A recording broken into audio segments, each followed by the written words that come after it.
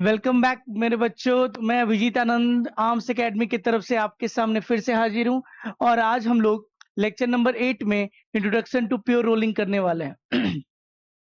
So it is an important topic. इससे question अभी भी पूछे, बहुत इंपॉर्टेंट टॉपिक है और इससे क्वेश्चन आता ही आता है। हालांकि इन्होंने सिलेबस से रोलिंग हटाने की कोशिश की है, but yet it is a very important topic, क्योंकि प्योर रोलिंग का क्वेश्चन एक ना एक आ ही जाता है। तो ये आने वाले चैप्टर्स में इसकी एप्लीकेशन उतनी ज्यादा तो नहीं है, बट ये रोटेशन का अपना एक परफेक्ट टॉपिक है जिससे क्वेश्चन हर साल पूछा ही जाता था। तो आप इसका प्रिपरेशन करते हुए चले। इस साल आप जरूर देखें कि रोलिंग से क्वेश्चन आ रहा है कि नहीं। अगर रोटेशन से प्योर रोलिंग से क्वेश्चन आ रहा है, then it is one of the best topic to prepare, because इससे क्वेश्चन आता ही आता है।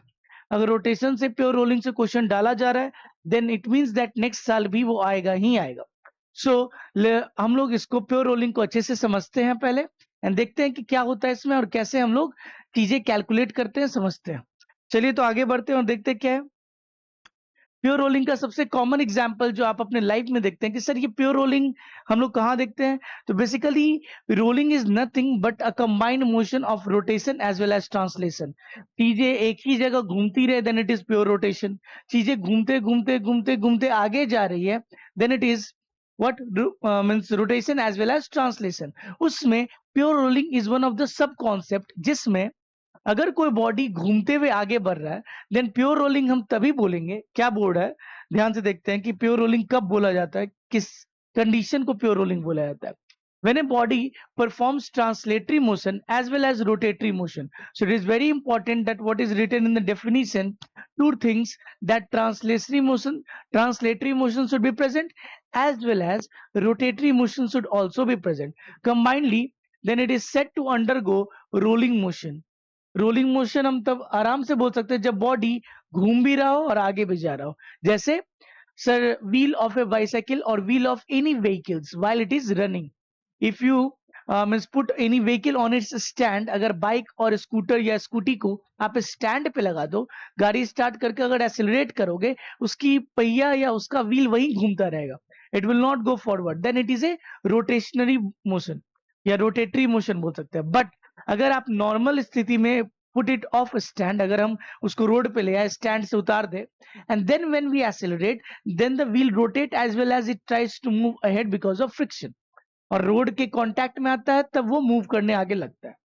तो इट्स वेरी इंपॉर्टेंट। आप देखोगे अगर मीन्स कोई व्हीकल कीचड़ में या मीन्स बहुत ही मडी फील्ड में या मीन्स ऐसा मट्टी वाले रीजन में जहां पे पानी है, वहां फंस गया, even if you are accelerating in cars as well, if you got stuck in the muddy road, then if you are accelerating, the wheel is rotating over there only, it is not moving forward. तो जब आगे नहीं जा पाता, वहां पे problem क्या होता है सर, वहां पे तो बस व्हील्स रोटेट हो रहा है, वो तो आगे बढ़ ही नहीं पा रहा। It is because of lack of friction. Friction अगर नहीं रहेगा तो हमें चलने में भी दिक्कत रहेगी, हम एक ही जगह अपना पैर घुमा मीन्स मूव करते रह जाएंगे और आगे नहीं बढ़ पाएंगे, अगर जब तक ग्राउंड पे या सरफेस पे फ्रिक्शन ना हो। तो sir is friction necessary for rolling as well? Yes, it is very important.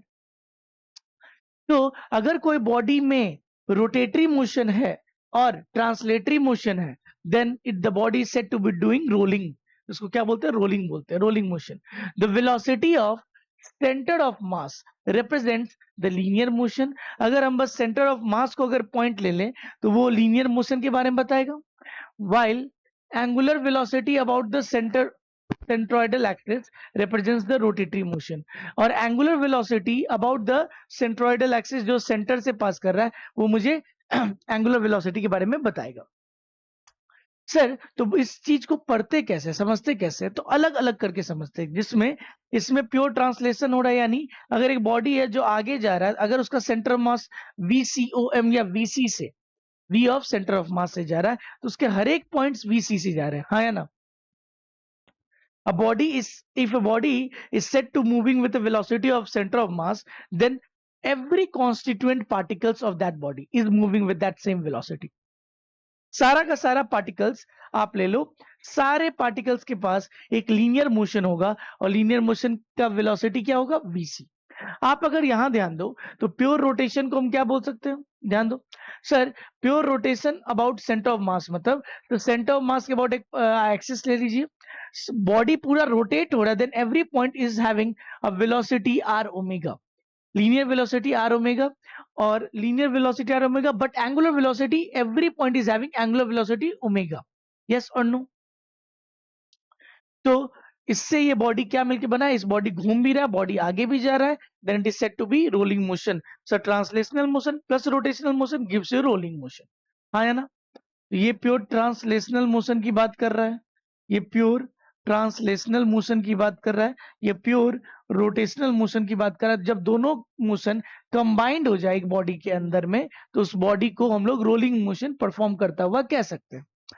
In pure translational motion, all points move with the same linear velocity as VCM or VC, V of center of mass और VC नाम दिया गया है. In pure rotational motion about center of mass, all particles या all points move with the same angular velocity about the centroidal axis या central axis. हाँ या ना? तो अगर मैं एक एक्सेस के अबाउट में मानूं तो सारा पार्टिकल्स ओमेगा से ही रोटेट हो रहा है, क्योंकि body is doing pure rotation. चलिए आगे देखते हैं और क्या दिया हुआ है इसमें. Now we want to means find out the velocity of centred velocity of particle on a rolling object. अगर एक बॉडी रोल करता हुआ आगे जा रहा है, तो हम different particles on that sphere, on that body, we want to calculate the what net velocity. तो चलिए देखते हैं कैसे निकालते हैं. सर अगर ये पार्टिकल के पास VCOM या VC है, सारा पार्टिकल्स के पास एक लीनियर मोशन होगा and that motion is shown by VC. अगर सर पार्टिकल के पास ओमेगा है, तो हर पार्टिकल के पास एक टेंजेंशियल वेलोसिटी होगा and that velocity is what? R omega या एक्स ओमेगा, या जो भी उसका distance from the centroidal axis होगा, दैट आर इनटू ओमेगा. तो सर अगर नेट वेलोसिटी यहां निकालना रहे, तो पार्टिकल को लीनियर वेलोसिटी भी दिया गया VC और पार्टिकल को टेंजेंशियल वेलोसिटी भी दिया गया है आर ओमेगा, ओमेगा एक्स. तो नेट वेलोसिटी इन दोनों का रिजल्टेंट निकलेगा, that is root under VC square plus omega X square plus 2VC omega X cos theta. उनके बीच में जो भी एंगल बन रहा होगा उस मोमेंट पे. तो it is a vector quantity velocity, so we can find out the net velocity of that particle using the vector addition. तो vector addition हो सकता है, आपको बिल्कुल आना चाहिए, जो यहाँ पे काम आता है. So velocity of a particle on a rolling object can be seen by considering the translatory motion of the body and rotational motion of the body with respect to an axis passing through the center of mass, with respect to the particle, with respect to the axis passing through the center of mass. तो अगर हम net velocity कैसे निकाल सकते हैं? Sir, we will put the linear velocity, we will put over there angular velocity का tangential velocity, angular velocity के चलते tangential velocity, and then we will find the resultant of those two vector to find the net velocity of that particle about the centroidal axis. चलिए आगे देखते हैं इसको, इस पे क्वेश्चंस करके हम लोग समझेंगे कि कैसे होता है. Now one of the most important topic है रोलिंग विदाउट स्लिपिंग, जिसको हम लोग कहते हैं pure rolling. Rolling without slipping, थोड़ा भी स्लिप नहीं हो रहा है, प्रॉपर रोल होते हुए बॉडी जा रहा है. तो प्योर रोलिंग सर क्या है?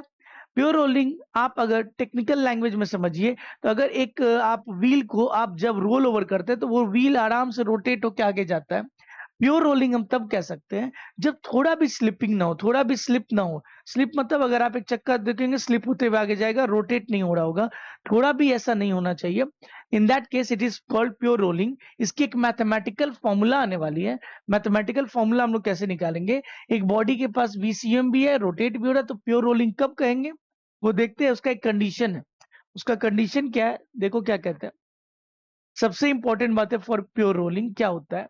if the relative velocity of the point of contact, if the relative velocity of point of contact of the rolling body, जो point contact में है किसका? rolling body का. किसके सर? with the surface से. the relative velocity should be zero. relative velocity, normal velocity नहीं, relative velocity of किसका? the point P which is in contact, the relative velocity of the rotating body which is in contact with the surface, the relative velocity should be zero of that body. It should be zero. Then it is said to be having pure rolling. Ayana. If a body is performing rolling, then the velocity of any point on the body with respect to the surface is given by, तब sir जो point contact में उसका तो net velocity relative velocity zero होना चाहिए. दूसरा, किसी भी पॉइंट का हम वेलोसिटी कैसे दे सकते हैं sir? v centre of mass plus omega cross r। उसके पास दो वेलोसिटी होगा, एक linear velocity, velocity of centre of mass के चलते या ट्रांसलेशनल मोशन के चलते, प्लस एक tangential velocity because of the rotation of the body with omega.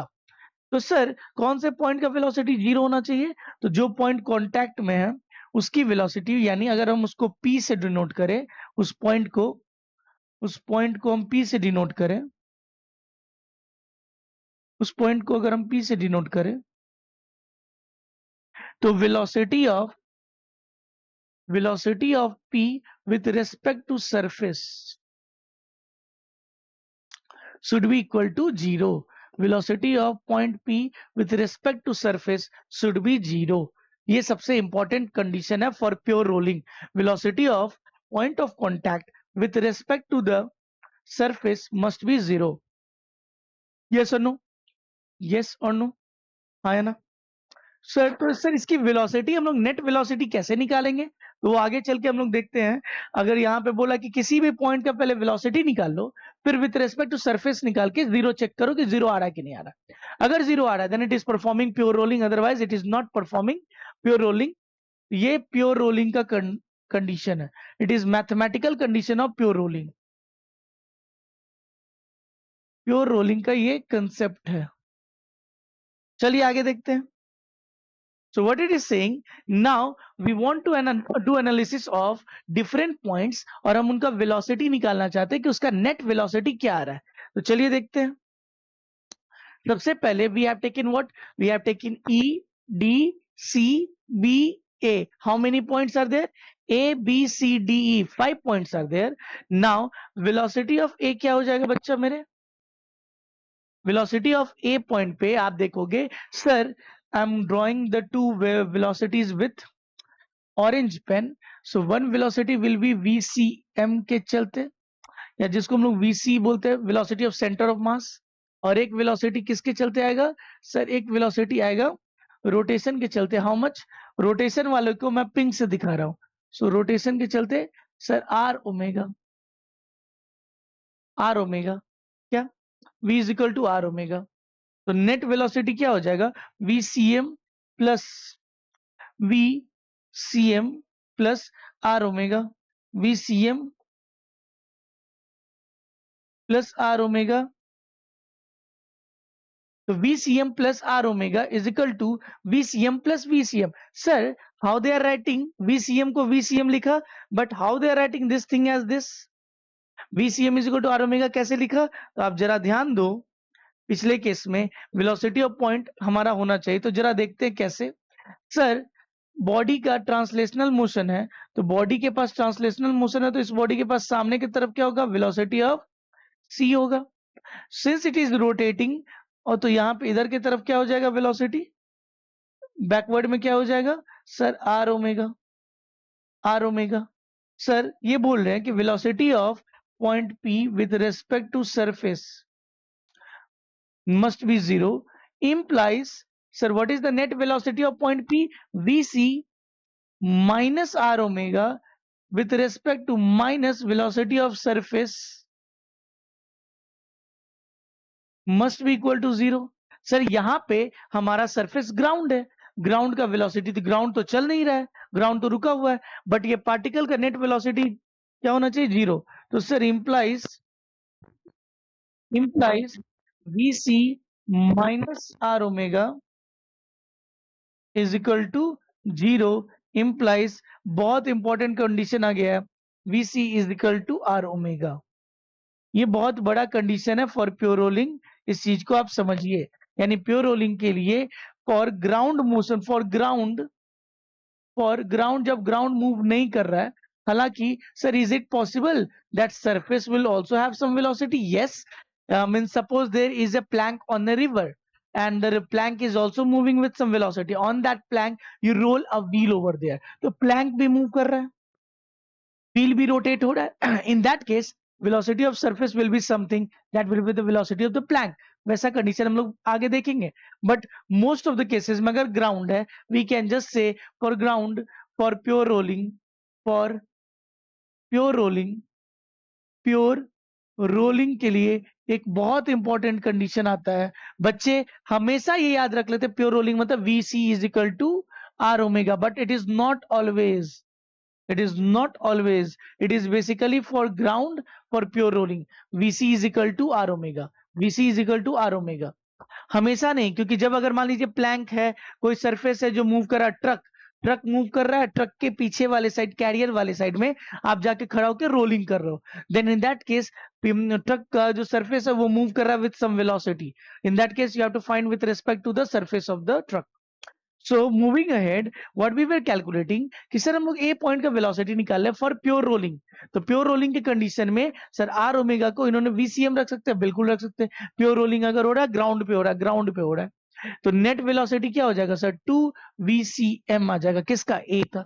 Sir अगर बी की बात करें जिसकी रेडियस r/2 है, तो उसके पास एक लीनियर वेलोसिटी तो होगा, इसके पास लीनियर वेलोसिटी तो होगा VC, सर सी के पास भी लीनियर वेलोसिटी होगा VC, डी के पास भी एक लीनियर वेलोसिटी होगा VC, ई के पास एक लीनियर वेलोसिटी होगा VC, और पीछे की तरफ इसका टेंजेंशियल होगा बच्चा आर ओमेगा, क्या होगा सर रोटेशन के चलते, अगर हम इसका तो नहीं होगा, इसका कुछ नहीं होगा क्योंकि इसकी दूरी सेंटर से 0 है, बट इस पॉइंट की वेलोसिटी अगर देखोगे तो अगर ये घूम रहा है, अगर इसका सर्कल बनाओगे यहाँ पे तो इसका वेलोसिटी क्या आ जाएगा पीछे की तरफ R omega, r/2 times of omega, हाँ है ना।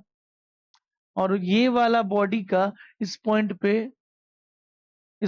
पे आगे ही आएगा, सर्कल अगर देखोगे तो ये आगे ही आएगा R omega, r/2 times of omega, और V तो है ही, V is already present, VCM is present, VC is present, यहाँ पे भी VC होगा।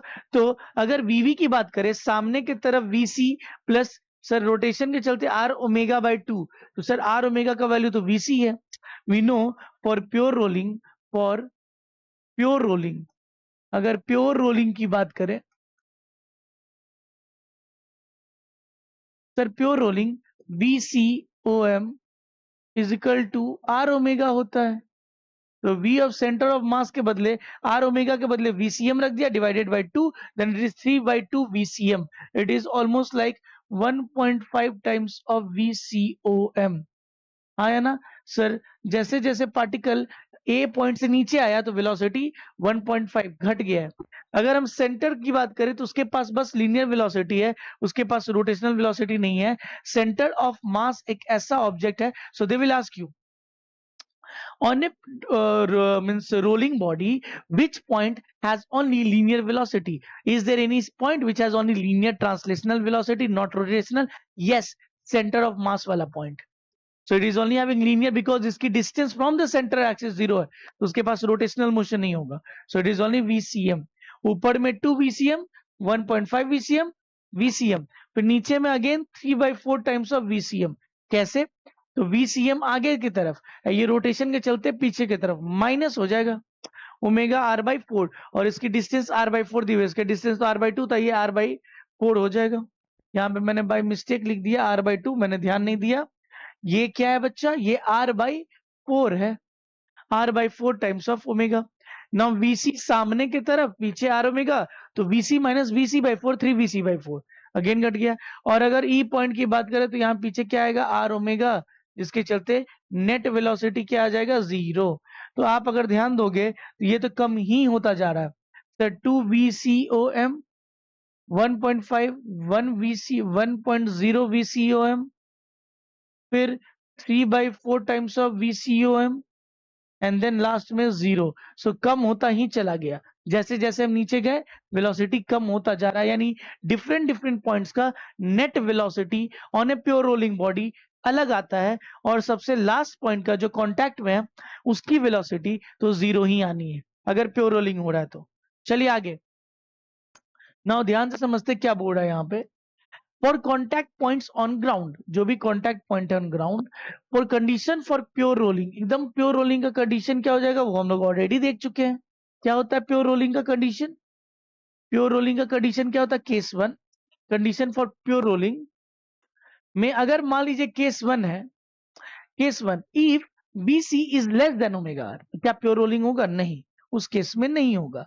तो अगर vc जो सामने की तरफ है, ओमेगा आर पीछे की तरफ है, vc इज लेस, तो नेट वेलोसिटी पार्टिकल की किधर की तरफ हो जाएगी, पीछे की तरफ।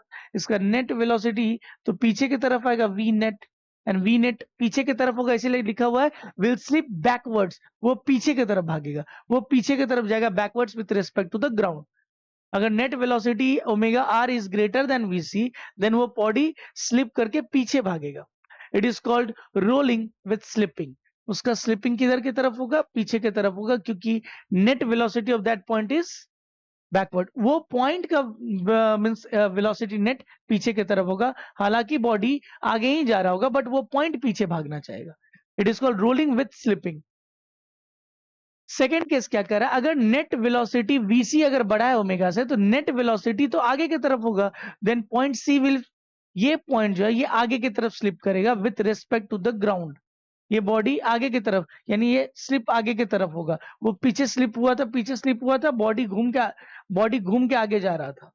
It is also called rolling with slipping. पिछला वाला भी रोलिंग विथ स्लिपिंग था, इसमें भी रोलिंग विथ स्लिपिंग है। पॉइंट सी इस केस में आगे जाना चाह रहा है, पिछले वाले केस में पीछे जाना चाह रहा था पॉइंट सी। हाँ है ना? चलिए आगे देखते हैं क्या बोर्ड है। This all are the examples of rolling with slipping, but for pure rolling what will happen sir, यहाँ पे आप देखो इंपॉर्टेंट कंडीशन है, एकदम एग्जैक्ट वेलोसिटी आता है, V C is equal to R omega, जो हम लोग देख चुके हैं। तो नेट वेलोसिटी इसकी क्या हो जाएगी, velocity of C will be 0, so it will not slip with respect to the ground, and it is called pure rolling. वो स्लिप नहीं करेगा, and this is the condition of pure rolling, vc is equal to r omega. But a question to you, always, is it always? No.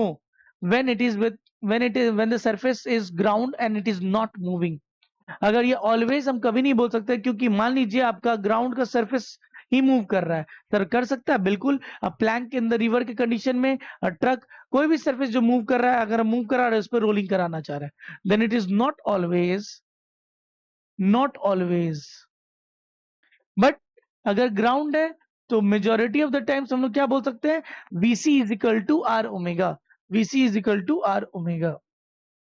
चलिए आगे बढ़ते हैं। So what it is saying, for pure translational motion, since the body is moving ahead with velocity vcm, every particle on the point has translational motion vcm. Now for rotational, if you observe the points on the periphery, they will have tangential velocity, and tangential velocity will be equal to r omega या omega r। Omega are ऊपर की तरफ, सामने की तरफ, नीचे की तरफ, बैकवर्ड की तरफ, क्योंकि it is rotating. Now the net velocity कैसे निकालेंगे, ऊपर में तो ऐड हो जाएगा vc प्लस आर ओमेगा, इसमें vc सामने, आर ओमेगा नीचे, सर √2 vc आ जाएगा, एंगल 90 डिग्री है ना? इसकी नेट वेलोसिटी क्या आ जाएगी, 0। सर इसकी नेट वेलोसिटी क्या आ जाएगी, √2 टाइम्स ऑफ vcm। सर ऊपर की तरफ ऐसे हो जाएगा, हाँ है ना? नेट वेलोसिटी उसका नीचे पॉइंट बी का क्या हो जाएगा, 0। बट अगर आपका सवाल है सर, अगर इस पॉइंट का नेट वेलोसिटी 0 है, तो फिर ये आगे कैसे बढ़ रहा है? अगर बी पॉइंट अगर घूम के पीछे नहीं जाएगा, तो वो आगे बढ़ कैसे रहा है? अगर इसको आगे बढ़ना है, तो देखो मेरा ये अंगूठा किधर जा रहा है, पीछे पीछे पीछे। बट सर आप तो बोल रहे इसका नेट वेलोसिटी क्या है, 0 है, तो ये उस मोमेंट पे आगे कैसे जा रहा है, नेट वेलोसिटी। तो अगर आप ध्यान दो, अगर कोई पार्टिकल को, बॉडी को ऊपर उछालते हो, वो टॉप मोस्ट पॉइंट पे उसकी नेट वेलोसिटी क्या होती है, 0। तो क्या वो बॉडी मूव करना बंद कर देता है, वहां जाकर रुक जाता है? डिपेंड करता है उस पर एक्सीलरेशन लग रहा है कि नहीं लग रहा है। तो इस पॉइंट पे अगर आप बॉडी प्योर ट्रांसलेशन कर रहा है, तो अभी एक्सीलरेशन का तो हम लोग चर्चा किए नहीं है, बट कभी भी रोटेशनल मोशन या सर्कुलर मोशन हो रहा है, एक एक्सीलरेशन ऑल द टाइम लगता रहता है, and that is what, AC। तो ऑल द टाइम लगेगा ही लगेगा, भले 80 लगे ना लगे। तो नेट वेलोसिटी अंदर की तरफ है, इसके चलते सर पार्टिकल थोड़ा सा अंदर की तरफ मूव करने के चलते, मोशन के चलते वो थोड़ा पीछे चला जाता है, just because of acceleration. Which acceleration, centripetal acceleration, body moves left side, क्योंकि उसके एक्सीलरेशन है, तो बॉडी अंदर की तरफ खिंचाता है, तो वो पीछे चला जाता है, and that it rolls over, हाँ या ना? So it is very important कि at a general point, if momentarily velocity becomes zero doesn't mean the body will stop over there. जैसे most example, the most common case is throw the ball is going upward, velocity is decreasing, at the topmost point the velocity becomes zero.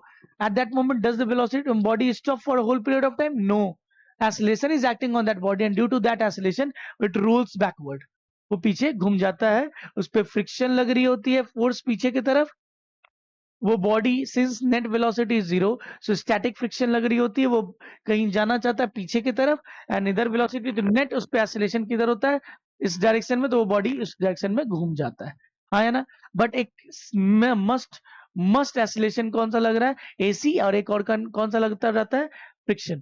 तो we do not want to complicate the things, अभी आप बस इतना समझो, जो point of contact होता है उसका नेट वेलोसिटी जीरो होता है, बाकी पेरीफेरी पे डिफरेंट पॉइंट्स का तो हम आराम से निकाल सकते हैं, क्योंकि हमें एंगल अगर पता चल जाए तो। This is what, this is the pure condition of rotation, और इस तरीके से हम velocity of different particles on the periphery निकाल सकते हैं। चलिए देखते हैं कुछ क्वेश्चन अगर है तो। ये क्वेश्चन ना हो कि ये एक नॉलेज है, pure translatory motion and pure rotatory motion is equal to rolling motion. तो rolling motion is combination of translatory as well as rotatory, है ना। For pure rolling, what happens? Motion of the above mentioned body we have. Sir, VA का क्या आया था? Sir, root two times. VE का क्या आया था? root two times, and VB is equal to 0.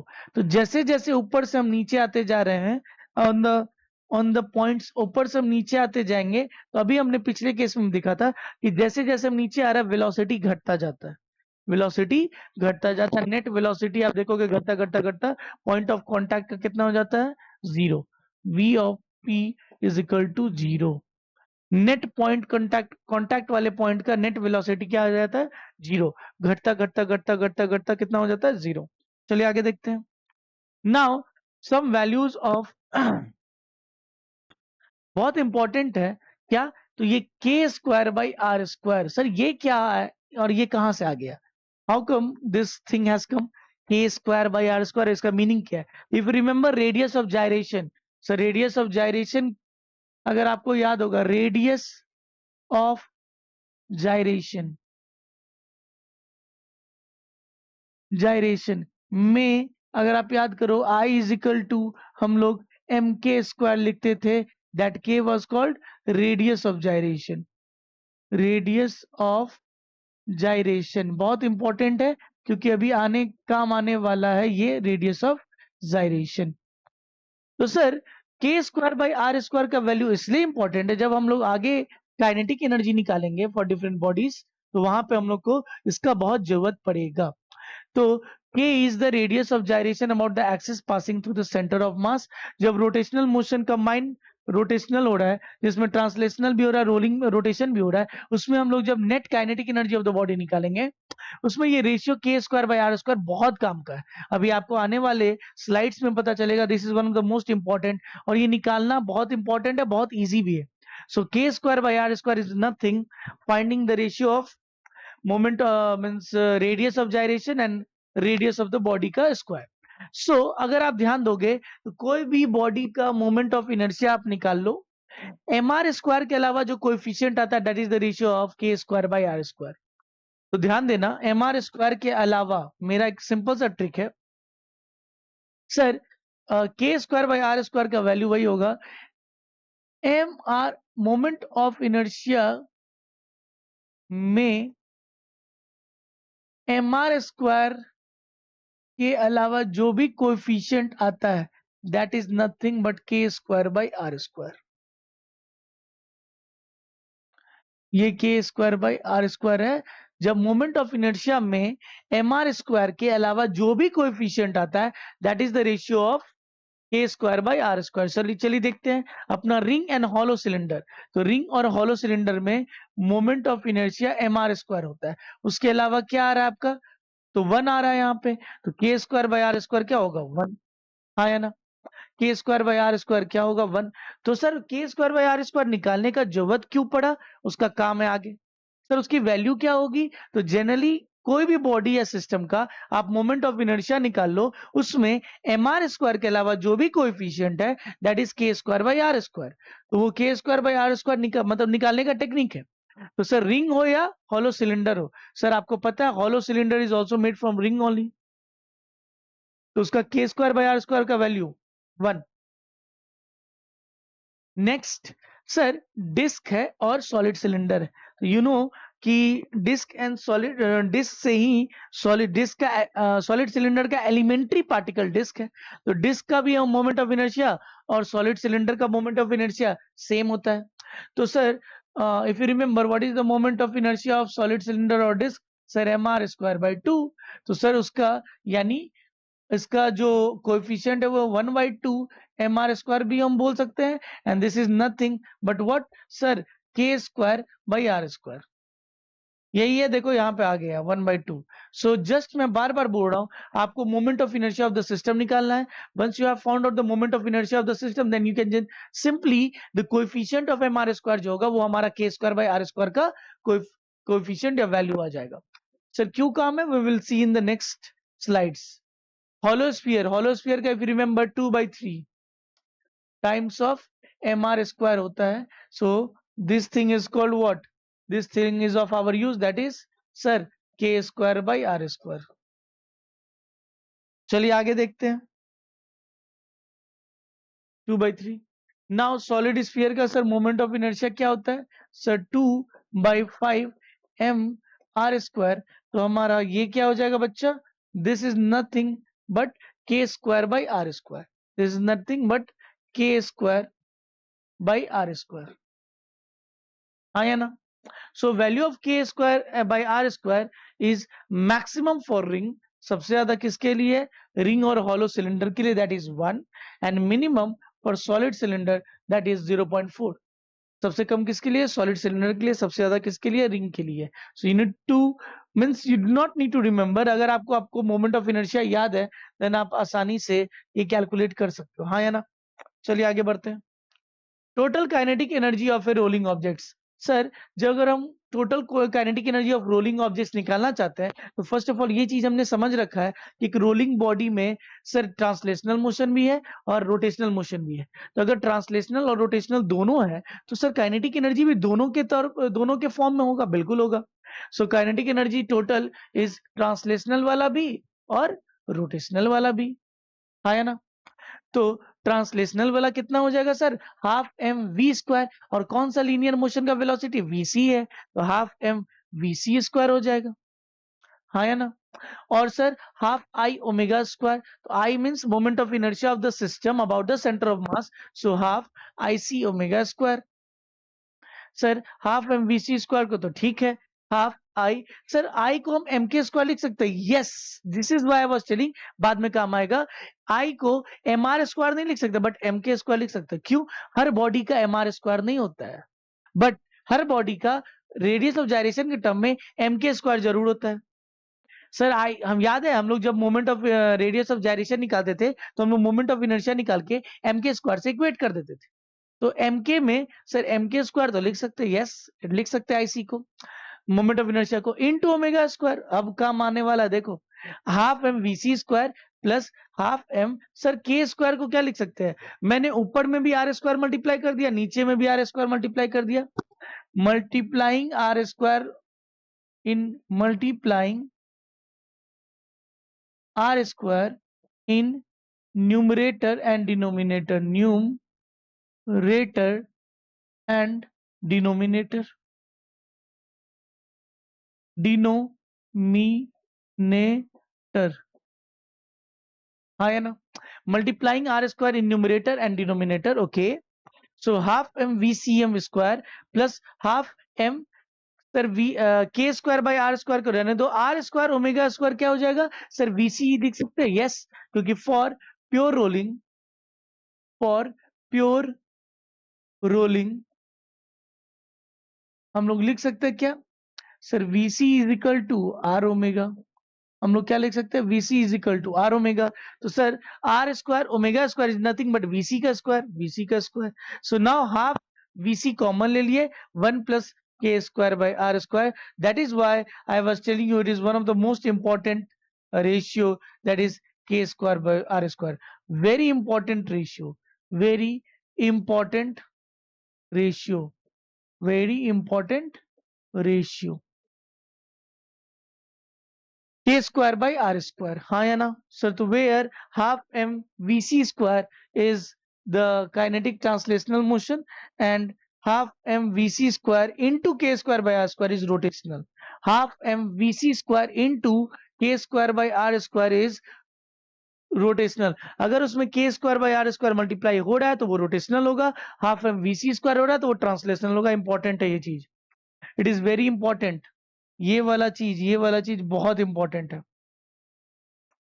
अगर हम ट्रांसलेशनल की बात करें तो हाफ एम वी स्क्वायर, तो यहाँ पे सर वी क्या होता है? वी सी होता है, V of centre of mass. Sir rotational क्या होगा sir? Half I omega square, but half I omega square को छोड़ दो, half M we C square, one means K square by are square, K square by are square, K square by are square, वो rotational हो जाएगा। क्या हो जाएगा? Rotational हो जाएगा। तो इट इज वेरी इंपॉर्टेंट, ये आपको काम आएगा आने वाले स्लाइड्स में या आने वाले क्वेश्चंस में, आपको बहुत काम आएगा। चलिए आगे बढ़ते हैं, देखते हैं कि हम क्या कर सकते हैं इसमें। आगे बढ़ते हैं, देखते हैं। Now fraction of total kinetic energy in the form of translational kinetic energy. तो अगर हम देखें तो यहाँ पे देखते हैं क्या बोर्ड है ये sir. Fractional translational out of how much total? तो ट्रांसलेशनल अभी हमने देखा था half M we C square divided by total कितना आया था? Half M VC square. अगर हम ऐड कर दे तो 1 प्लस के स्क्वायर बाई आर स्क्वायर। तो रेशियो देखो तो ये कट जाएगा and it is fraction is coming 1 divided by 1 square plus के स्क्वायर बाई आर स्क्वायर, यही हमारा फ्रैक्शन आ जाएगा। याद रखना पड़ेगा आपको, काइनेटिक एनर्जी का फॉर्मूला क्या होता है? Half M we C M square. Sir rotational motion का एनर्जी कितना होता है? Half M we C M square K square by are square, K square by are square, K square by are square उसमें add हो जाता है। अगर ratio हम लेना है, अगर फ्रैक्शन लेना है रोटेशन बाई ट्रांसलेशनल, तो रोटेशन कितना होता है बच्चा? Half M we C square into K square by are square, अगर ये ध्यान दे, डिवाइडेड बाई सर ट्रांसलेशनल कितना हो जाएगा? Half M we C square. Sir ये से ये कट गया, so it is simply coming K square by are square gives you rotational by translational, rotational by trans. याद नहीं रखना है ये सब वैल्यू, याद नहीं रखना है आपको। आपको याद क्या रखना? Kinetic energy of rotational and translational. अगर काइनेटिक एनर्जी आपको याद है ऑटोमेटिकली आप इसको निकाल सकते हैं। You need not need to remember कि what was for rotational translation. No, think. Translational मतलब सिर्फ moving, half M we C M square. Rotation मतलब half V C M square into K square by square. उसमें radius of gyration, radius वगैरह term आना चाहिए, तभी उसका rotation वाला निकलेगा, हाँ या ना? चलो आगे। Now if you want to see ये वैल्यूज, क्या आप पूरे के लिए याद करोगे क्या? नो आपको मोमेंट ऑफ इनर्शिया याद होना चाहिए, आपको रोटेशन का एनर्जी याद होना चाहिए। रोटेशनल ऑफ ट्रांसलेशनल क्या है? Means kinetic energy due to, translational क्या है? Kinetic energy due to. अगर मैं ट्रांसलेशनल के चलते बात करूं तो क्या होता है? Half M we C M का square. Sir kinetic energy due to rotational motion क्या होता है? Sir half M we C square, sir K square by are square. अब ये वैल्यूज हम निकाल सकते हैं। और रिंग के लिए क्या हो जाएगा? रिंग के लिए सर एम आर स्क्वायर या पहले वाला कोएफिशिएंट, तो कोएफिशिएंट क्या होता है? 1। सर सॉलिड स्फीयरिंग के बाद क्या हो गया? डिस्क, तो द डिस्क का हाफ एम आर होता है तो हाफ हो जाएगा। सर सॉलिड स्फीयर 2/5 होता है तो 2/5 हो जाएगा, 2/5। हॉलो स्फीयर याद नहीं रखने का जरूरत है, बस अगर आपको मोमेंट ऑफ इनर्शिया याद है तो आपको ये याद हो जाएगा, 2/3। Ring hollow, hollow cylinder, hollow cylinder, keep on practising it by yourself. जब तक आप याद करके लिखोगे नहीं तो वो भी ये आपको याद नहीं रहेगा। मेरे को याद है क्योंकि मैंने बहुत बार लिखा हुआ है। Hollow cylinder, solid cylinder, solid cylinder, solid cylinder just like disc, तो उसका क्या हो जाएगा? 1/2, हाँ या ना? तो ये वैल्यूज हम याद कर सकते हैं। अगर हम ट्रायंगुलर प्लेट का बात करें तो ट्रायंगुलर अब ट्रायंगुलर प्लेट इसलिए नहीं ले रहे कि क्या ट्रायंगल रोटेट हो सकता है, बहुत मुश्किल है ट्रायंगुलर प्लेट का। क्या स्क्वायर प्लेट रोटेट हो सकता है, बहुत मुश्किल है। इसलिए हम लोग बस इसके बारे में सोचते हैं कि ये चीजें सब रोटेट हो सकती है, ये चीजें सब रोल हो सकती है। रोटेट तो ट्रायंगुलर भी हो सकता है, क्या रोल हो सकता है? नो। इसीलिए कोई भी चक्कर साइकिल में आपने ट्रायंगुलर प्लेट्स नहीं देखा होगा, बहुत मुश्किल हो जाता है उसको रोटेट कराना। स्क्वायर प्लेट बहुत मुश्किल हो जाता है रोटेट कराना। हाँ या ना? वन के स्क्वायर बाई आर स्क्वायर, ये वैल्यू आपको याद होनी चाहिए, ताकि बहुत सारे क्वेश्चंस में इसकी एप्लीकेशन है। चलिए देखते हैं। Okay, so question number 1 for today has come in front of us. This is 1 number question. क्या कह रहा है? When a sphere of moment of inertia I rolls down an inclined plane, then find the percentage rotational and kinetic energy of the rotational, then find the percentage of rotational kinetic energy to the total kinetic energy। अगर incline plane में वो roll down होता है, तो incline plane में अगर देखते हैं, सर अगर एक इंक्लाइन प्लेन है और ये बॉडी है, when A sphere of moment of inertia इसकी आई है, of sphere of I rolls down an inclined plane, then find the percentage of rotational kinetic energy of the total energy। तो total energy यहाँ पे क्या हो जाएगा नीचे आने के बाद? सर इसके पास सर कुछ वेलोसिटी होगी, और v कितना होगा? सर r ओमेगा हम लोग बोल सकते हैं vcm। vc इसके पार्टिकल के पास सर यहाँ पे vc होगा, और that is equal to omega से रोटेट हो रहा होगा, तो ये हो रहा होगा।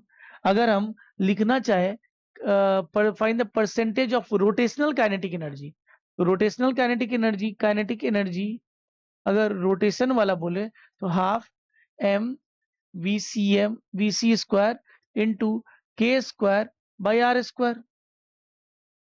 और टोटल एनर्जी क्या हो जाएगा? काइनेटिक एनर्जी टोटल अगर बात करें तो half V C 1 + K square by are square, क्योंकि 1 + K square by are square हमारा एक आता है काइनेटिक के चलते, एक आता है रोटेशनल के चलते।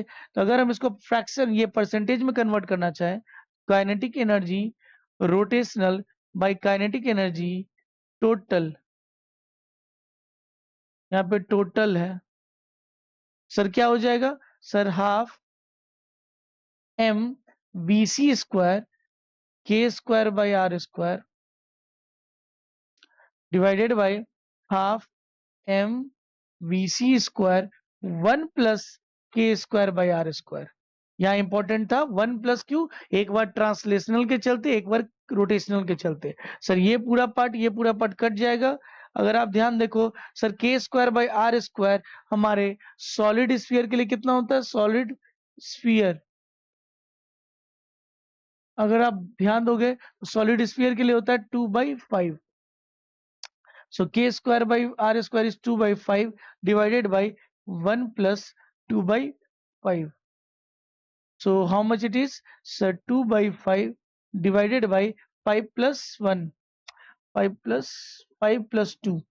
So 7/5, 5 5 gone, 2/7। सर जब इसको अगर परसेंटेज में कन्वर्ट करना चाहेंगे, so kinetic energy rotational by kinetic energy total into अगर 100 करेंगे तो कितना आ जाएगा?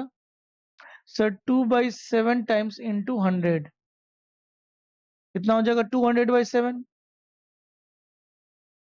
7 2 जा 14, 60, 7 8 जा 56, 4.40, 7 5 जा 35, 5 7 28.57 is the percentage of kinetic energy rotational out of the total kinetic energy total। सो 28% का उसका कौन सा कंट्रीब्यूशन है? रोटेशनल का। बाकी किसका होगा? ट्रांसलेशनल का होगा। हाँ या ना? So it all boils down to कि आपको ये रेशियो याद है कि नहीं। अगर आपको kinetic energy half M we C square याद है, आपको काइनेटिक एनर्जी ऑफ रोटेशनल याद है, तो आप चीजें आराम से कैलकुलेट कर सकते हैं। चलिए नेक्स्ट क्वेश्चन नंबर सेकेंड। चलिए इस क्वेश्चन नंबर सेकेंड क्या बोल रहा देखते हैं। अगर आप ध्यान दोगे, a ring of mass m and r sphere this is performing pure rolling, then the ratio of E translational to E total will be more for, किसके लिए होगा? तो अगर रेशियो बात करें काइनेटिक एनर्जी, अगर हम बात करें kinetic energy ratio of E translational, sir translational trans by kinetic energy कौन सा बच्चा? टोटल। वो किस पे डिपेंड करता है? सर ट्रांसलेशनल होता है सीधा half M we C square divided by total की बात करें तो half M we C square 1 plus R square, sorry 1 plus के square by are square.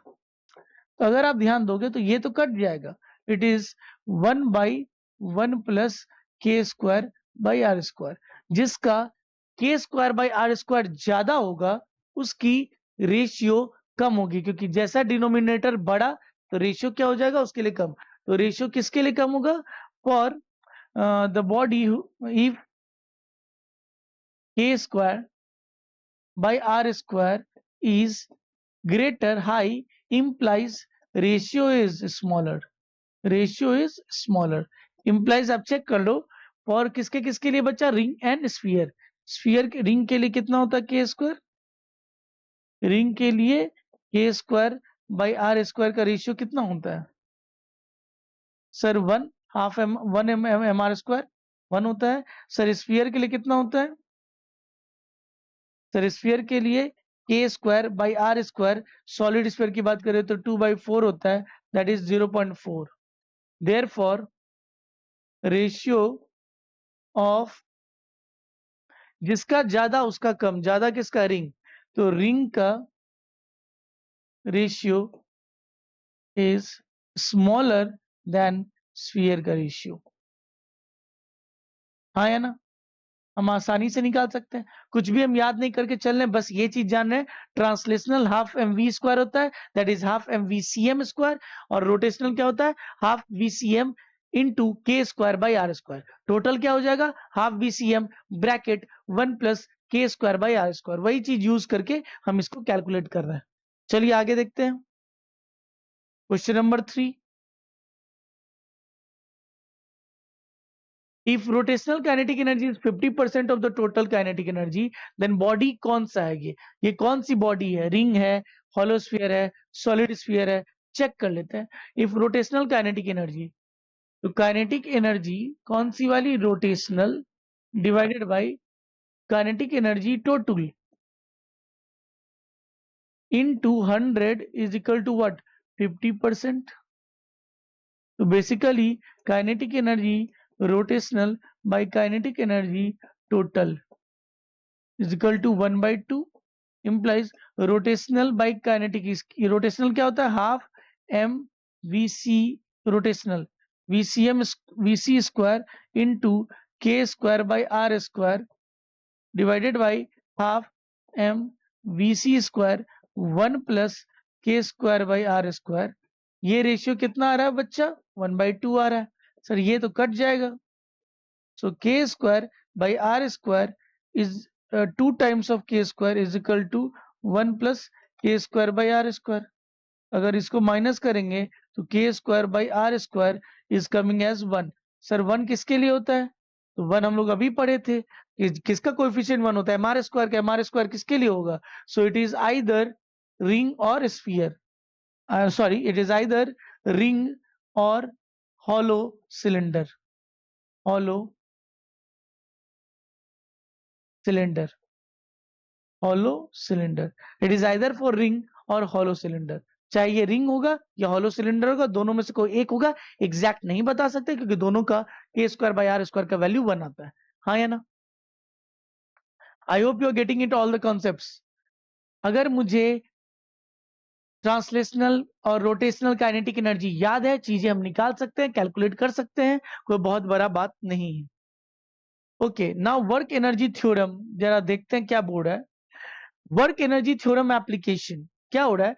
For a body performing rolling motion, अगर बॉडी रोलिंग मोशन परफॉर्म कर रहा है, अगर बॉडी रोलिंग मोशन परफॉर्म कर रहा है ओवर ए फिक्स सरफेस, पूरे सरफेस पे, work done by frictional force on the body will be 0 as velocity of point of application of friction. जो पॉइंट ऑफ एप्लीकेशन है, जहां पॉइंट कांटेक्ट में surface से उसकी वेलोसिटी ऑलवेज जीरो होती है, तो वो ना मूव करना चाहता आगे ना पीछे। अगर उसकी नेट वेलोसिटी जीरो, देन उस पे फ्रिक्शन काइनेटिक तो नहीं लग सकता, वर्क डन उसका क्या होगा, जीरो होगा। Work is equal to force into displacement, तो फ्रिक्शनल फोर्स उसको मूव नहीं करा रहा है, फ्रिक्शनल फोर्स उसको हेल्प कर रहा होगा स्लिप ना होने में, बट उस पर वर्क नहीं कर रहा है। During pure rolling static friction acts, अगर प्योर रोलिंग है तो उस पर क्या एक्ट करता है, static friction. Between object and ground, object and ground के बीच में कौन सा फ्रिक्शन एक्ट करता है, स्टैटिक फ्रिक्शन, क्योंकि उसकी नेट वेलोसिटी जीरो है। As a static friction can not do any work on a system, system पे, एक इंडिविजुअल बॉडी पे नहीं, सिस्टम पे वर्क नहीं, so there will be no loss of energy due to pure rolling. There will be no loss of energy due to pure rolling. So we can apply what, conservation of mechanical energy. तो work energy theorem तो लगा ही सकते हैं, but conservation of mechanical energy can also be applied in the case of pure rolling. Conservation of mechanical energy can also be applied, can also be applied on the, can also be applied on the conservation of mechanical energy can also be applied on the pure rolling body, pure rolling body पे, pure rolling body पे, pure rolling body पे। अब कैसे apply करते हैं, चलिए आगे देखते हैं हम लोग, बहुत इंपॉर्टेंट। सिंस यहाँ पे फ्रिक्शन का वर्क डन जीरो है, फ्रिक्शन कौन सी लग रही है, स्टैटिक लग रही है। क्यों जीरो है, क्योंकि जो पॉइंट ऑफ एप्लीकेशन है उसका नेट वेलोसिटी जीरो है, तो उसका नेट डिस्प्लेसमेंट उस मोमेंट पे जीरो है। और जो फ्रिक्शन लग रहा है वो स्टैटिक इन नेचर होगा, स्टैटिक फ्रिक्शन का on a system work done zero होता है, then there is no loss of energy due to friction. तो क्या हो रहा होगा, प्योर रोलिंग में हम कंजर्वेशन ऑफ मैकेनिकल एनर्जी लगा सकते हैं, हाँ है ना। ये क्वेश्चन अपने सामने, yes it is A question because question mark is given. So question number I think 4 है, 3 हम लोग कर चुके हैं, या क्वेश्चन नंबर 4 देखते हैं। Find velocity of the centre of mass of a hollow sphere on reaching the ground, ground पे रीच करेगा तो उसका centre velocity of centre of mass निकालना है। If sphere maintains pure rolling throughout the motion, वो roll होते हुए यहाँ गया है। assume radius is very small as compared to the height which from which it has been thrown. Find the direction of the friction on the sphere during rolling. तो friction का direction तो पीछे हर समय दिखा रहा है, बट अगर मैं कंजर्वेशन ऑफ मैकेनिकल एनर्जी लगाऊं उससे पहले मैं थोड़ा इसको मिनिमाइज कर लेता हूं।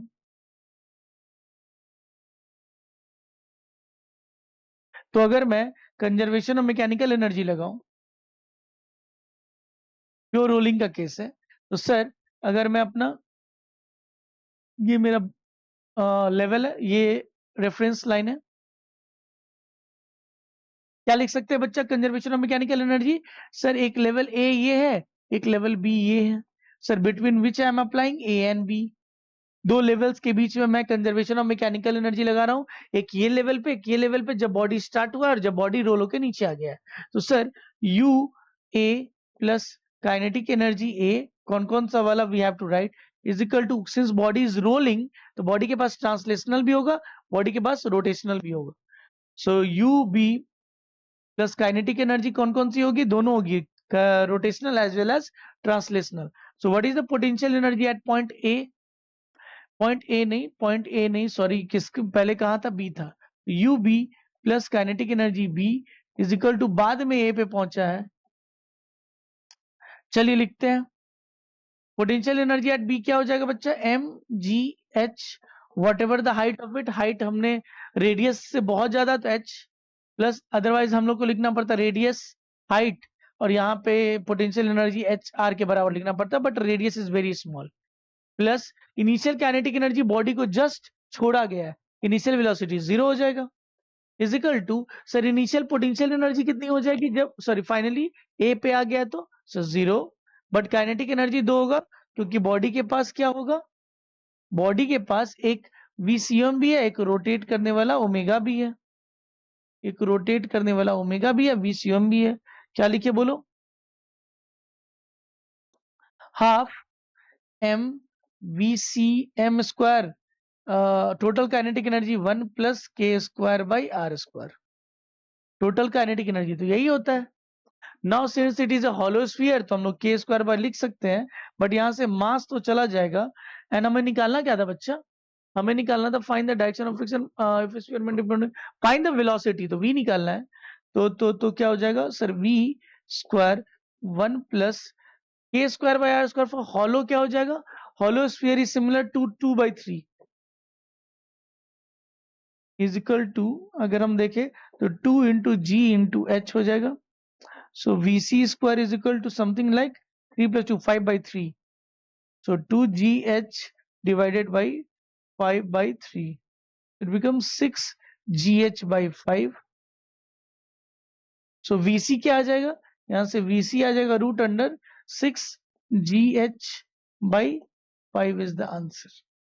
6gh/5 is the answer for vc, root under ले लेंगे, बहुत हार्ड नहीं है। so you can apply conservation of mechanical energy because it is a pure rolling। इसमें से फ्रिक्शन फोर्स का वर्क डन 0 होगा।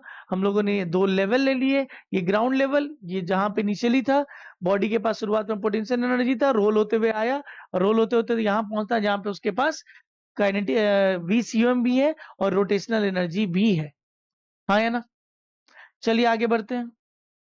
सी यहाँ पे भी एक क्वेश्चन है, question number which is of today, question number 5 number question. A disk of mass capital M and radius R is released from rest। एक डिस्क है जिसका मास m है and radius R है, mass and radius R is released from rest, performs pure rolling। Since it is pure rolling, we can apply conservation of mechanical energy, find the velocity of center of mass from the disk, find the VCUM। तो sir अगर हम लोग apply कर देते हैं by conservation of mechanical energy, but किसके किसके level के बीच में, तो लेवल एक ये ले लेते हैं और एक ये ले लेते हैं जब ऊपर था, तो लेवल ए और बी, शुरुआत में बी से छोड़ा गया, तो किस पॉइंट के बीच में, बिटवीन में हम लगा रहे हैं बी एंड ए, तो हम क्या लगा सकते हैं, सिमिलर टाइप का क्वेश्चन है। तो sir U B plus K B is equal to U A plus K A, हाँ या ना? Sir initial potential energy at B कितना है, तो sir M G H whatever height is given, हाँ या ना? नाउ अच्छा हाँ, ये 15 मीटर आपको दिया हुआ है, since this is 15 then we can find out the H. So sine theta is equal to sine 37 degree is equal to perpendicular h by 15, so h is equal to 15 into sine 37, और sign 37 में 37 is 3/5, sin is 3/5, 5 3 जा, it is 9 metre, तो 9 metre आ गया। यहाँ पे हम लिख सकते हैं मास दिया हुआ है क्या, m रहने दो sir, m into G into 15 plus what is initial candidate, rest से छोड़ा गया 0, जब वो नीचे आएगा उसके पास पोटेंशियल एनर्जी 0 हो जाएगी, क्योंकि ये जो उसका रेडियस वाला हाइट है it is very less as compare to h, बहुत लेस होगा क्योंकि मेंशन भी नहीं किया है। काइनेटिक एनर्जी कितनी होती है sir, half m V C square 1 plus के स्क्वायर बाई आर स्क्वायर, क्योंकि यहाँ पे हम लोग टोटल काइनेटिक एनर्जी लिख रहे हैं, that is rotational plus translational. Sir m से m उड़ा दो, m से m उड़ा दो, एंड 2 टाइम्स मल्टीप्लाई होगा 30g is equal to sir vc का स्क्वायर 1 प्लस, सर ये डिस्क है तो डिस्क का क्या होता है mr square by 2, so 1 plus 1/2 it becomes 3/2, 3 vc square by 2 is 30g, sir 3 से 30 10 times implies vc square is equal to 20g, implies velocity of center of mass is root under 20g is something like root under 200 is something like 10√2 meter per second, हाँ है ना? 10√2 meter per second is the velocity of center of mass acting on this body, हाँ है ना? चलिए next question देखते हैं। Okay next question तो नहीं अपने पास आ जाता है एक्सिलरेटेड प्योर रोलिंग। एक्सिलरेशन क्या है इन प्योर रोलिंग, तो सर जिस तरीके से हमारे पास वेलोसिटी है, तो बॉडी में एक्सेलरेशन भी हो सकता है, जिस केस में क्या बोल रहा है, हो सकता है velocity centre of mass VC है, ओमेगा है, बट अल्फा भी इसके पास क्या है, अल्फा। अल्फा भी बॉडी में हो सकता है, and acceleration of centre of mass भी हो सकता है। For pure rolling sir VC is equal to R omega, ये तो बहुत इंपॉर्टेंट कंडीशन है। To maintain pure rolling in accelerated motion, अगर एक्सेलरेटेड मोशन है उसमें प्योर रोलिंग मेंटेन करना है, if VC increases so omega decreases, अगर वेलोसिटी बढ़ रहा है सो ओमेगा डिक्रीजेज, वेलोसिटी बढ़ता है then omega will have to decreases. यहां अगर ध्यान दो dv by D VC by D T is equal to D of omega by R, तो रेडियस अगर बाहर निकालते हैं तो D omega by D T, so A C M is equal to are alpha, A C M is equal to are alpha, DV is equal to A C M, different DVC dv, the differentiation of velocity with respect to time is nothing but acceleration of center of mass।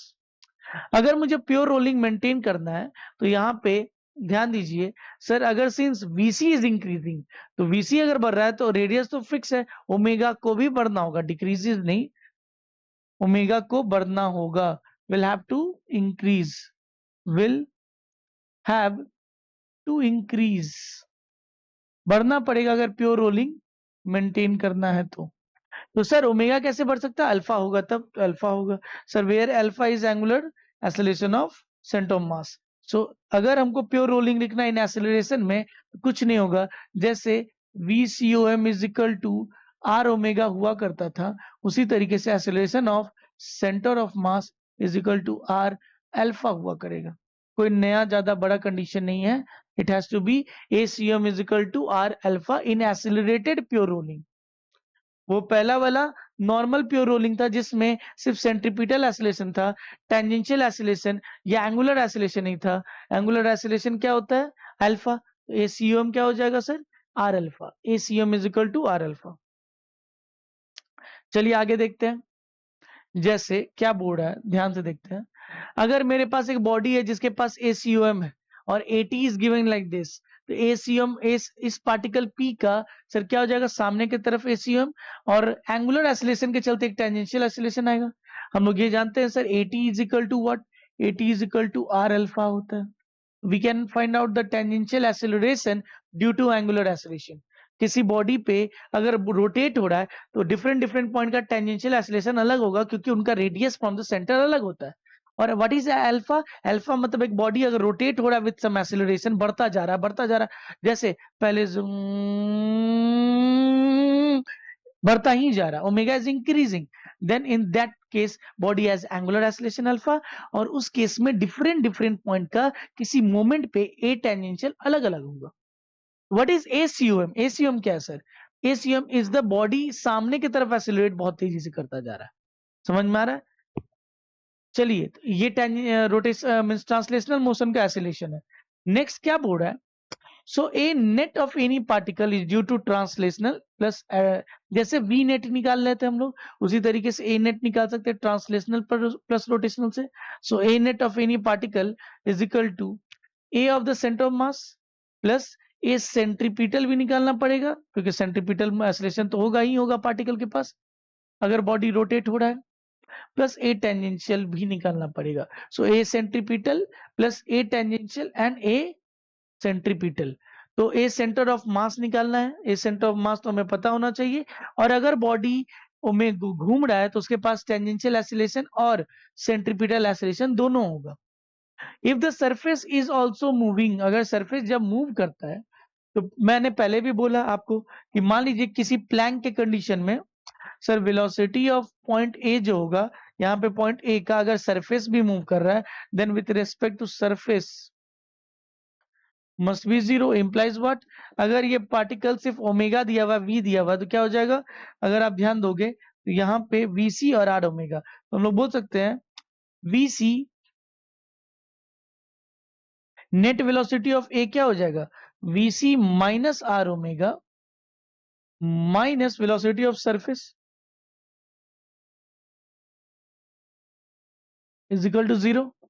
Sir तो VC minus R omega minus what is velocity of surface, तो उसको vs लिख देते हैं, should be equal to 0। तो यहाँ पे velocity of centre of mass should be equal to r omega, नहीं सिर्फ plus velocity of surface as well. तो इस कंडीशन में जब ये पूरा टोटल, ये फॉर ऑलवेज होगा, ये ऑलवेज होगा, जनरली नहीं होगा। अगर मेरा velocity of surface is 0, then हमारा vc is equal to r omega बन जाता है।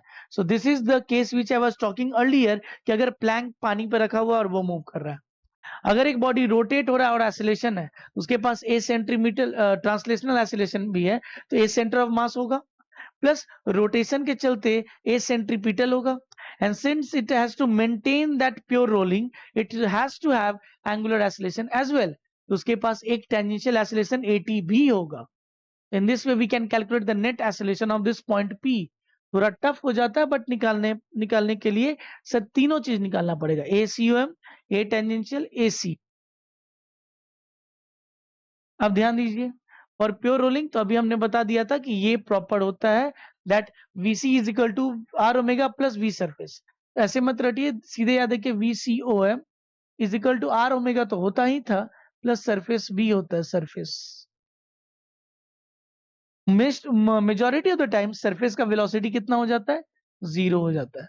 Majority of the times, majority of the times,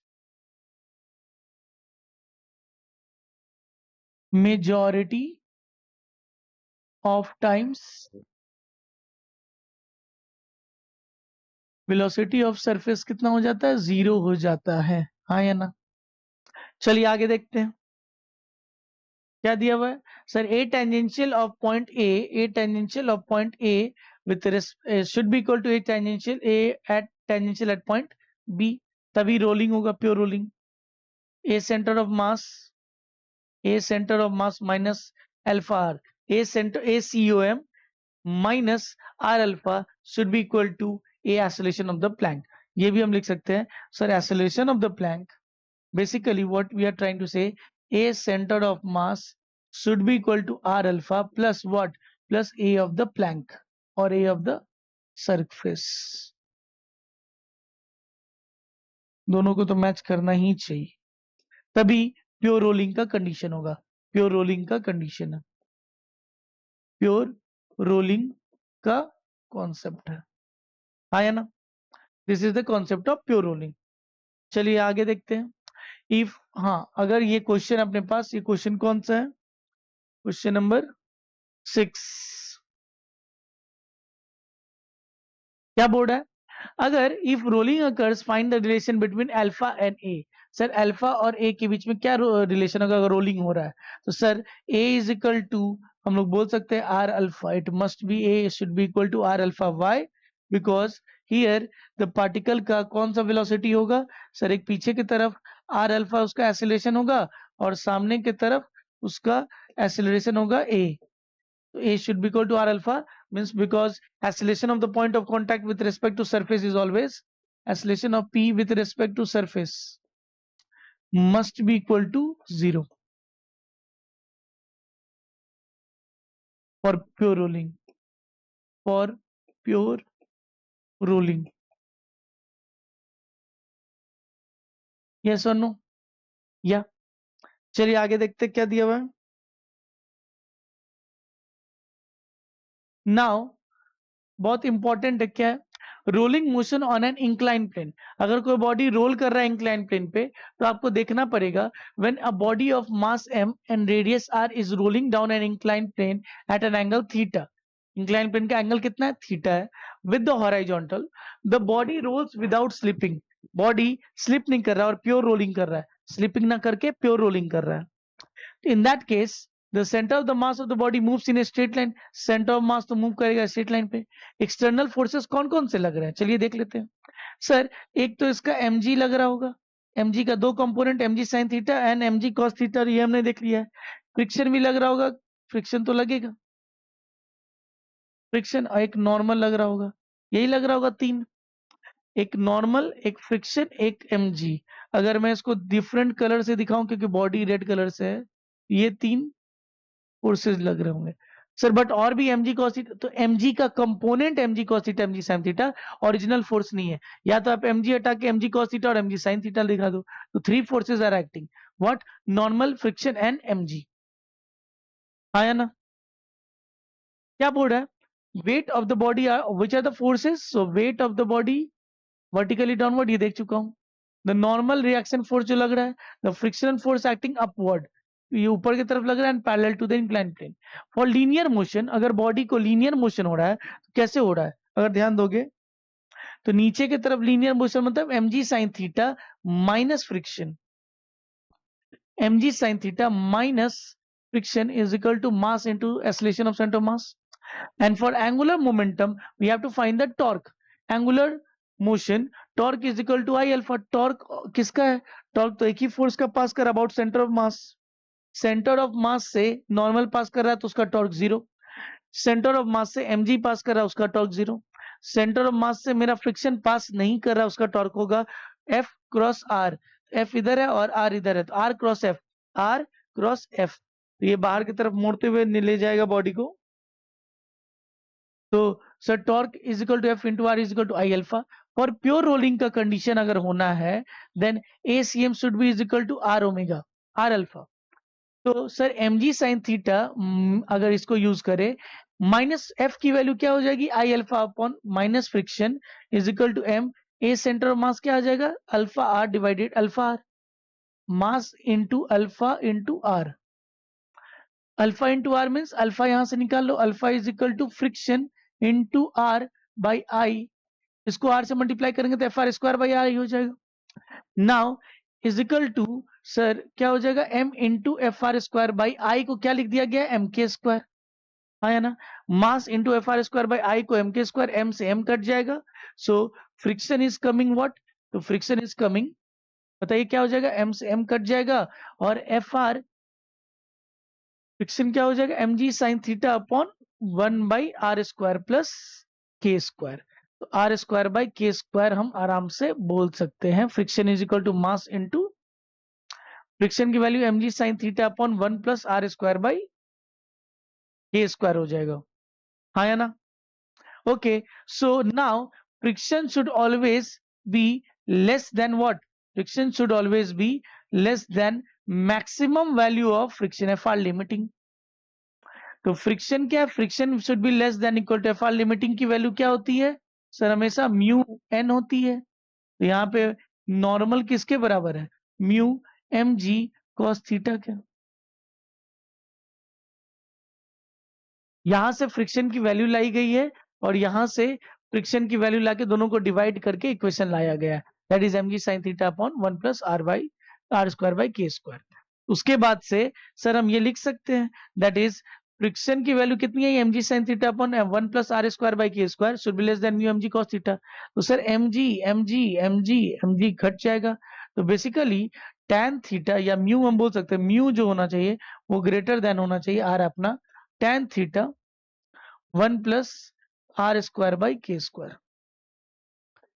Mu should be greater than r square by k square, tan theta divided by 1 plus r square by k square for pure rolling. इससे तो ज्यादा ही होना चाहिए अगर rolling होना है तो। ये कंडीशन याद रख सकते हैं या उतना ज्यादा नहीं भी याद है तो हम निकाला जा सकता है। चलिए देखते हैं आगे कैसा कुछ है। जैसे ये अपने इस क्वेश्चन टॉपिक है rolling motion on an incline plane, velocity at the bottom, जब ये बॉडी नीचे आ जाएगा उसका वेलोसिटी क्या होगा। तो वेलोसिटी अगर आप याद करिए, अगर हम कंजर्वेशन ऑफ मैकेनिकल एनर्जी लगाएं तो क्या होता है सर, नीचे बॉडी यहां था, नीचे आ गया तो उसका mgh इज इक्वल टू जो वहां पे पोटेंशियल एनर्जी था यहां जब आएगा तो वो काइनेटिक एनर्जी में बदल जाएगा, mgh is equal to half mv square plus half. तो हम लोग लिख सकते हैं mgh is equal to half m vc square 1 plus के स्क्वायर बाई आर स्क्वायर।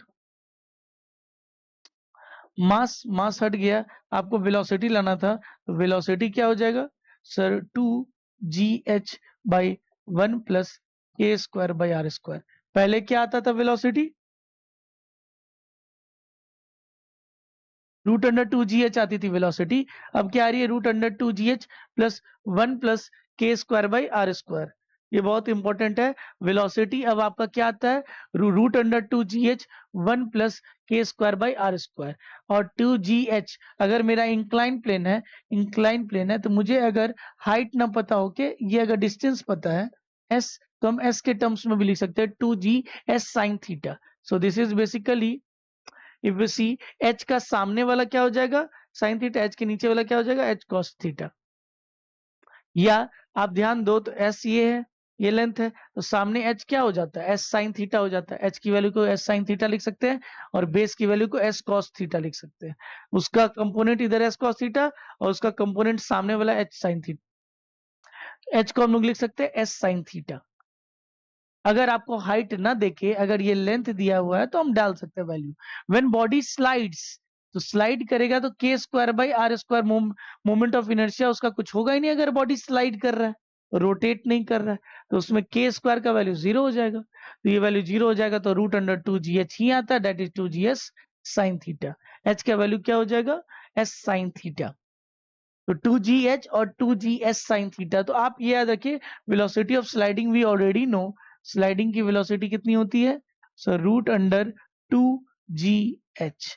अगर जब हमारा वेलोसिटी ऑफ प्योर रोलिंग जो होगा वो क्या होगा, प्योर रोलिंग जो होगा सर वो रूट अंडर 2gh तो होगा ही होगा, प्लस 1 प्लस आर के स्क्वायर, 1 प्लस के स्क्वायर बाई आर स्क्वायर भी होगा, है ना। ये हमारा वेलोसिटी आता है। चलिए आगे बढ़ते हैं। एक्सेलरेशन ऑफ द बॉडी, अगर एक्सेलरेशन की बात करें तो v square is equal to u square plus 2s लगा सकते हैं। अगर इनिशियल वेलोसिटी आप अगर बॉडी को रोल डाउन किए ऊपर से, जस्ट रोल डाउन किए ऊपर से टॉप मोस्ट पोजिशन से, तो यू यहाँ क्या था, म्यू नहीं है वो यू है, यू क्या था 0। So v square plus u square plus is equal to 2, v is equal to u square plus 2as। so v square is equal to 2 into acceleration into s. What is the displacement, that is s. so if you see, तो net अगर देखो displacement body का कितना हुआ h हुआ है net, तो v is equal to क्या हो जाएगा, वेलोसिटी अपना क्या आ रहा था, अगर वेलोसिटी याद करो तो velocity is equal to root under 2g s sin theta by 1 plus के स्क्वायर बाई आर स्क्वायर। उसका स्क्वायरिंग के तो ये आ जाएगा इज इक्वल टू 2as, है ना। तो नेट डिस्प्लेसमेंट अगर s से s काट दें तो हमारा क्या आ जाएगा, g sine theta divided by 1 plus के स्क्वायर बाई आर स्क्वायर। अगर आप वैसे देखो स्लाइडिंग के केस में तो नेट एक्सीलरेशन इस पे क्या लगता है सर, g साइन थीटा ही तो लगता है। बस इस बार रोल हो रहा है तो एक्सीलरेशन क्या हो जाएगा 1 प्लस के स्क्वायर बाई आर स्क्वायर भी हो जाएगा। So acceleration of rolling is G sine theta by 1 plus के स्क्वायर प्लस आर स्क्वायर, हाँ या ना, 1 प्लस के स्क्वायर बाई आर स्क्वायर। अगर स्लाइड कर रहा है तो k square by are square 0 हो जाएगा। वैसे भी एक्सीलरेशन ऑफ स्लाइडिंग हमारा क्या होता है जी साइन थीटा, और वो ज्यादा बड़ा होता है as compare to rolling. So g sine theta is greater than rolling, rolling से ज्यादा एक्सीलरेशन आपको स्लाइडिंग में मिलता है। नेक्स्ट, टाइम ऑफ फ्लाइट, नीचे आने का समय अगर याद करो तो time is equal to root under 2 h means root under 2 क्या होता है, root under 2h by g. Time is equal to अगर याद होगा रूट अंडर 2h अपॉन जी होती है। यहाँ तो क्या हो जाएगा जरा सोचिए sir, s is equal to U T plus half A T square, initial velocity तो 0 है, t is equal to root under 2s by A. तो टोटल s क्या है, s is equal to h by sine theta. तो यहाँ पे अपना क्या हो जाएगा, यहाँ पे g इफेक्टिव होता है, हाँ या ना। तो इसलिए क्या हो गया अपना 2s by g sine theta. Net displacement कितना हो गया बॉडी का, टाइम टोटल कितना नीचे आया, so time is equal to root under total displacement 2s by g effective. G effective कितना हो जाएगा जी साइन थीटा। अगर h लिखेंगे तो g हो जाएगा रूट अंडर 2h बाई जी। तो टाइम रोलिंग इज 2, अगर नेट लिखा s तो क्या हो जाएगा जी साइन थीटा, और मल्टीप्लाई हो जाएगा 1 प्लस के स्क्वायर बाई आई स्क्वायर, क्योंकि टाइम ज्यादा लगने वाला है क्योंकि एक्सीलरेशन कम, एक्सीलरेशन स्लाइडिंग में ज्यादा होता है रोटेशनल में कम होता है। तो डायरेक्ट मल्टीप्लाई होगा, टाइम की वैल्यू ज्यादा आनी चाहिए, दैट इज 1 प्लस के स्क्वायर बाई आर स्क्वायर। तो आराम से अपना क्या हो जाएगा 2h by g sine square theta. तो साइन थीटा बाहर आ जाएगा अगर हम इन टर्म्स ऑफ एच लिखना चाहे, एस की वैल्यू क्या हो जाएगी? इफ यू सी, अगर ये एस है, ये एच है, ये थीटा है, साइन थीटा क्या हो जाएगा? H by S. अगर एस लिखना चाहे तो क्या हो जाएगा? H by sine theta. तो यहाँ पे हम लोग 2h/g साइन थीटा, तो साइन थीटा बाहर भी आ जाएगा, तो उससे भी कैलकुलेट कर सकते हैं। सो अगर स्लाइडिंग हो रहा है तो k square by are square 0 हो जाएगा। Time of descent when the body slides is less. Time of rolling में ज्यादा लगेगा क्योंकि acceleration of sliding is also greater than rolling. तो रोलिंग में टाइम ज्यादा लगेगा, और क्योंकि उसका एक्सीलरेशन कम है, जिसका एक्सीलरेशन कम होगा उसका टाइम ज्यादा लगेगा। हाँ या ना? स्लाइडिंग में एक्सीलरेशन ज्यादा होता है, स्लाइडिंग में ज्यादा होता है रोलिंग से। So we can find out the time. Time is nothing but what? Time is equal to root under 1 by sin theta, root under 2h by g. Sliding का, if you remember, स्लाइडिंग। अगर हम rolling का बात करें, root under 2s by g sin theta into 1 plus r k square by r square। अगर आप देखोगे तो नेट कितना दूर आना है? एस आना है। What is the effective acceleration? G sine theta. तो g sine theta into 1 plus के स्क्वायर आर स्क्वायर, रूट के अंदर ही है बच्चा, रूट के अंदर है। So then we can find out the time taken to do rolling from the top surface to the bottom. चलिए देखते हैं। Note, if different bodies are allowed to roll down an incline plane, तो जिसका के square by are square का value जितना ज्यादा उतना ज्यादा टाइम। तो least K square by are square का टाइम कम लगेगा, वही पहले पहुंचेगा। जिसका के स्क्वायर बाई आर स्क्वायर, आप फॉर्मूला देख लो ना, टाइम का वैल्यू क्या है sir? Total root under 2s by effective acceleration क्या था? G sine theta. ये तो सबके लिए है, लेकिन वैल्यू क्या था? 1 प्लस के स्क्वायर बाई आर स्क्वायर। तो ये वैल्यू जितना छोटा होगा उतना टाइम कम लगेगा। सिंपल सी बात है, मैक्सिमम के स्क्वायर बाय आर स्क्वायर, जिसका ज्यादा होगा वो सबसे लास्ट पहुंचेगा, विल रीच लास्ट। तो ये चीजें हम रिंग के लिए, सॉलिड स्फीयर के लिए, हॉलो स्फीयर के लिए, डिस्क के लिए, सिलेंडर के लिए निकाल सकते हैं, और हम लोग पता कर सकते हैं कि कौन बॉडी सबसे पहले पहुंचेगा। जिसका सबसे कम होगा, आई थिंक सॉलिड स्फीयर, हमारा रिंग का हॉलो स्फीयर सबसे लास्ट पहुंचेगा। उसके बाद आपका सबसे बड़ा वैल्यू क्या होता है सर? 2/3 समथिंग लाइक 0.66, ये ज्यादा है, और 2/5 इज लाइक 0.4, तो ये कम है। तो जिसका कम वो पहले पहुंचेगा, यानी सॉलिड स्फीयर पहले पहुंचेगा। हाँ या ना? सॉलिड स्फीयर सबसे पहले पहुंचेगा क्योंकि इसका बहुत कम होता है। सर डिस्क का 1/2 वगैरह सब होता है, डिस्क का 1/2 हो जाएगा, सॉलिड सिलेंडर का 1/2 हो जाएगा, रिंग का 1 हो जाएगा, तो निकाला जा सकता है। इक्वल के, जिसका के square by are square same होगा उसको सेम टाइम लगेगा दोनों को पहुंचने में। मास पे डिपेंड नहीं करता, k square by are square पे डिपेंड करता है। Change in kinetic energy due to rolling, अगर काइनेटिक एनर्जी देखोगे तो सर 1 प्लस के square half M we square minus half v m square plus v है। चेंज क्या होगा? V2 माइनस V1, ये कॉमन है। सर अगर हम लोग काइनेटिक एनर्जी का चेंज पहले लिखते थे, रोलिंग में क्या हो जाएगा? रोलिंग में, तो यहाँ पे रोलिंग में तो दोनों चीज होता है, तो half M we C m यानी V1 का स्क्वायर 1 प्लस के square by are square minus half m V2 square 1 plus के स्क्वायर बाई आर स्क्वायर। ये चीज हाफ एम 1 प्लस के square by are square common है, V2 माइनस V1। रोलिंग का velocity क्या? V स्लाइडिंग बाय 1 प्लस के square by are square. Acceleration वही है, acceleration of sliding by 1 plus के स्क्वायर, और टाइम बढ़ जाता है। एक्सीलरेशन डिवाइड होगा, कम होगा तो टाइम बढ़ेगा। Acceleration and time are inversely proportional. जिसका एक्सीलरेशन ज्यादा उसका टाइम कम, जिसका एक्सीलरेशन कम उसका टाइम ज्यादा।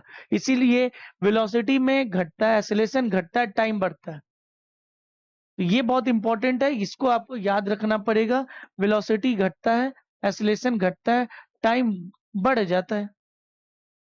Velocity of rolling is less then sliding, acceleration of rolling is less then sliding, time taking in rolling is greater then sliding. हाँ या ना? ये चीजें हम देख सकते हैं, और इसको बहुत इंपॉर्टेंट है, ये वाला फॉर्मूला, ये वाला फॉर्मूला, ये वाला फॉर्मूला याद रखना।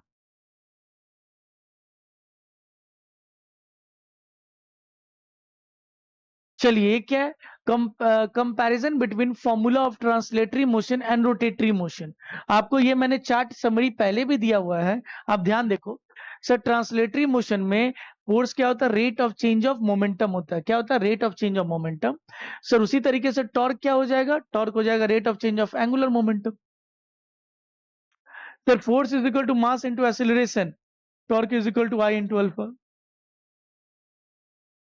लीनियर मोमेंटम क्या होता है सर, मास इंटू वेलोसिटी, तो एंगुलर मोमेंटम क्या हो जाएगा, आई इंटू ओमेगा। ऑब्वियस सी बात है, ये चीज हम देख चुके हैं। Translatory kinetic energy half M we square, rotational kinetic energy half I omega square. Work done क्या होता है, एफ डॉट एस, तो यहाँ पे होता है एफ के बदले टाउ डॉट थीटा, और टोटल वर्क डन हो जाएगा टाउ डॉट थीटा को इंटीग्रेट करेंगे, एफ डॉट डी एक्स को इंटीग्रेट करेंगे। पावर एफ डॉट वी, यहाँ टॉर्क क्या हो जाएगा, मीन्स पावर क्या हो जाएगा, taught dot theta, taught dot omega.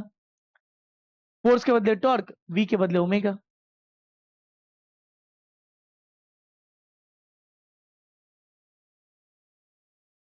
Work energy theorem अगर उसमें देखें तो work is equal to change in kinetic energy, यहाँ पे work is equal to change in rotational kinetic energy.